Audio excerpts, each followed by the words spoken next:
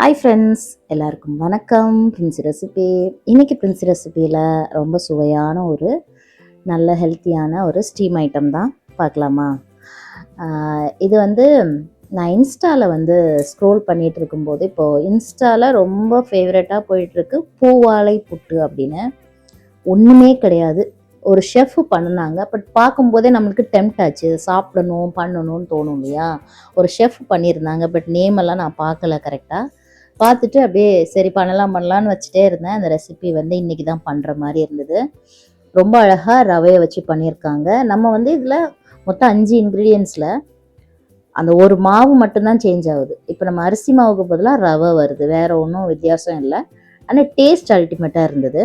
கண்டிப்பாக நீங்களும் ட்ரை பண்ணுங்கள். ஒரு பேனில் தேங்காய் ஒரு தேங்காயில் பாதி மூடி இருக்கும் இல்லையா, அந்த பாதி மூடி தேங்காயை நல்லா மிக்சியில் 1-2 நான் இது பண்ணிட்டேன், துருவிட்டு மாதிரி அதை வறுத்து எடுத்து வச்சுட்டு, அடுத்தது ஒரு 2 கப்பு குட்டி கப் அளவுக்கு ஒரு 200 அளவுக்கு நல்ல ரவையை நெய் ஊற்றி வறுத்து எடுத்துட்டேன். பொன்னிறமாக வறுத்து எடுத்துட்டு அதையும் அதே இதில் வச்சுட்டு, இந்த தேங்காய் வறுத்த தேங்காயும் அதில் போட்டுட்டு, அதுக்கப்புறம் நம்மளுடைய அதுக்கு தேவையான அளவுக்கு சுகர், நாட்டு சர்க்கரை எடுத்துருந்தேன். அதை மிக்சியில் கொஞ்சம் பொடிச்சு அதையும் இதில் ஆட் பண்ணிக்கிட்டேன். தேங்காய், சர்க்கரை, ஏலக்காய் தூள் எல்லாம் ஆட் பண்ணிவிட்டு, கொஞ்சமாக ஒரு சிட்டிகை உப்பு போட்டுட்டு 3 வாழைப்பழம், கூவம்பழம்னு சொல்லுவோம்ல, அது 3 பழம் அதில் தோல் ரிமூவ் பண்ணிட்டு போட்டு நல்லா இது நம்ம நார்மலாக அரிசி மாவில் புட்டு வேக வச்சப்புறம் எங்கள் ஊர் சைட்லலாம் புட்டு, இந்த கொலா புட்டு இருக்கும் இல்லையா அரிசி மாவில், இது சர்க்கரை ஆட் பண்ணுறேன். அந்த ஏலக்காய் தூள் இதெல்லாம் போட்டு அந்த 3 பழத்தையும் போட்டு நல்லா மிக்ஸ் பண்ணி ஒரு டோ மாதிரி ஆயிரும். நல்லா கட்டியாக ஒரு டோ மாதிரி இருக்கும். அதை வாழை இலையில் நம்மளுக்கு பிடிச்ச ஷேப்பில், எனக்கு நார்மலாக ஒரு ஷேப் பிடிக்கும், அந்த ஷேப்பில் வாழை இலையில் வச்சு, அந்த வாழை இலைக்கும் அந்த ஃப்ளேவருக்கும் அட்டகாசமாக இருந்தது.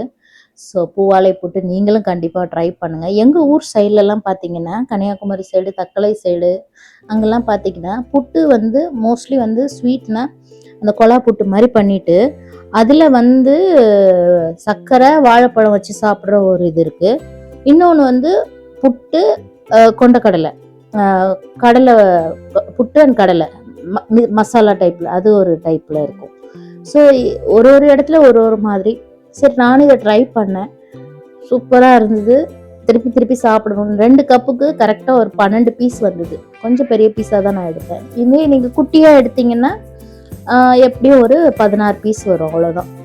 பட்டு டேஸ்ட் வேறு லெவலில் இருந்தது. கண்டிப்பாக நீங்களும் ட்ரை பண்ணிவிட்டு எங்கூட இந்த ரெசிபியை ஷேர் பண்ணுங்கள். இது நான் இன்ஸ்டாவில் ஒரு ஷெஃப் பண்ணுறதை பார்த்து தான் நான் இது பண்ணியிருக்கேன். பட் என்னோட ஓன் ரெசிபி கிடையாது. சரி, நம்ம ட்ரை பண்ணுவோன்னு பண்ணேன். டேஸ்ட் நல்லா இருக்குது. கண்டிப்பாக இனிமேல் இதுவும் நான் வீட்டில் பண்ணுவேன் அடிக்கடி. இந்த வீடியோ எப்படி இருந்ததுன்னு சொல்லுங்கள். அதே மாதிரி நேற்று தேய்பிறை பஞ்சமிக்கு நம்ம வராகி அம்மனுக்கு இதே பிரசாதமாகவும் வச்சு படைத்தேன். ஸோ அதையும் இது கூட உங்களை மென்ஷன் பண்ணிக்கிறேன்.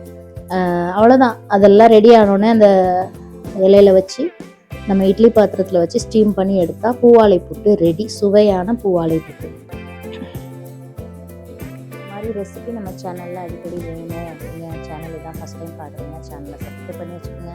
நம்ம பெல் பட்டனை ப்ரெஸ் பண்ணி வச்சுக்கோங்க. அப்போ தான் நான் போடக்கூடிய வீடியோ அடிக்கடி உங்களுக்கு வரும் நோட்டிஃபிகேஷனில். அதே மாதிரி வீடியோ பிடிச்சிங்கன்னா லைக் பண்ணுங்கள், ஷேர் பண்ணுங்கள், சப்ஸ்கிரைப் பண்ண மறக்காதீங்க, ஹைப் பண்ணவும் மறக்காதீங்க. இந்த ரெசிபி எப்படி இருந்தது, நீங்கள் உங்களுக்கு பார்க்கும்போது டெம்ட் ஆச்சா எனக்கு கமெண்ட்டில் சொல்லுங்கள்.